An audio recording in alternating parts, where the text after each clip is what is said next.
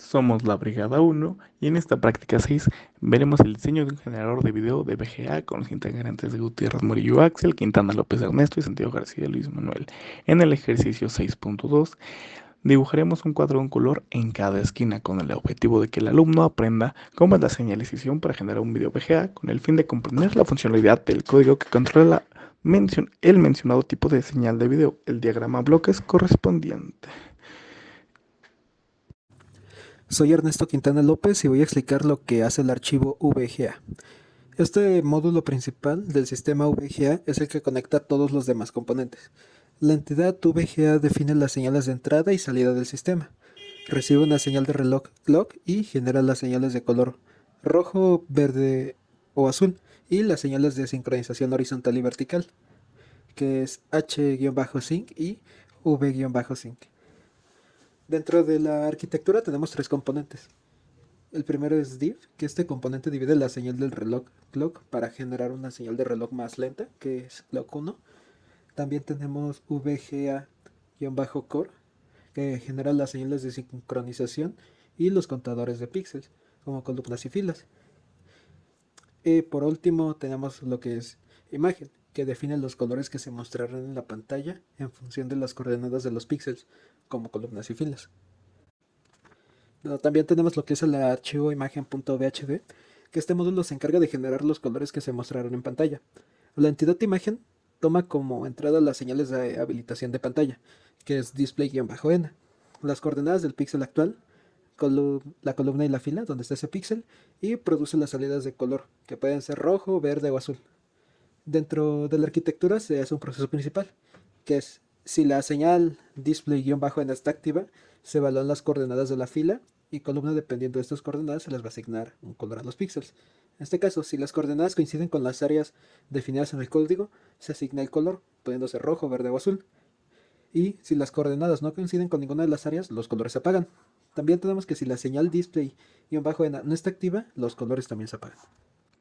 Este código implementa un divisor de frecuencia. La señal de reloj de entrada CLK se divide en una señal de salida CLK1, donde la frecuencia es dividida por el valor del parámetro num.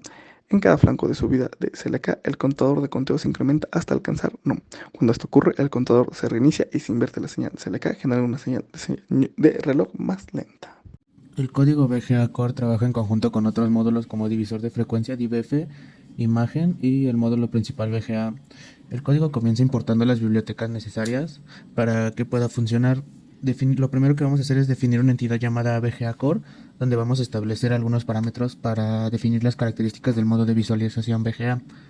Los puertos que vamos a declarar en la entidad va a ser CLK, que va a funcionar como la señal de reloj que va a sincronizar todo el proceso. Display-N, esta va a ser una señal que indica cuando el display debe de estar habilitado.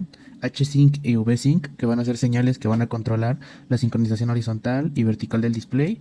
Y Column y Row, que son salidas que van a indicar la posición del píxel en la pantalla. Las señales que vamos a tener en este código van a ser H-period y V-period, que van a calcular el periodo total horizontal y vertical que se va a utilizar para contar el tiempo de cada ciclo de visualización. Y H-count y V-count, que son contadores que recorren la cantidad de píxeles en horizontal y vertical respectivamente.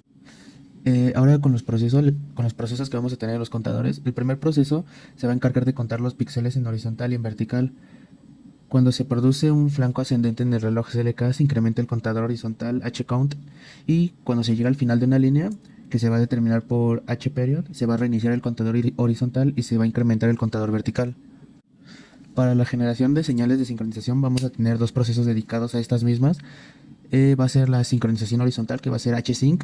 La señal se va a establecer en 0 durante el pulso de sincronización, que se va a determinar a partir del contador. Y la sincronización vertical, que va a ser V-Sync, que va a ser similar al proceso de sincronización horizontal, pero para el pulso vertical. Ahora, para la actualización de columnas y filas, lo que vamos a tener va a ser un tercer proceso que se va a utilizar para actualizar la posición de column y row basándose en los contadores actuales. Este proceso va a garantizar que siempre tengamos la posición correcta del píxel en el que estamos trabajando. Finalmente, el último proceso que vamos a tener va a establecer la señal display-N, que se va a activar cuando los contadores están dentro del rango de píxeles válidos, permitiendo que el display muestre la imagen correspondiente. En el video podemos observar cómo en cada esquina de la pantalla está un cuadro de diferente color y tamaño. Ese, espérate. Me hubieras dicho y lo hubiera puesto a grabar.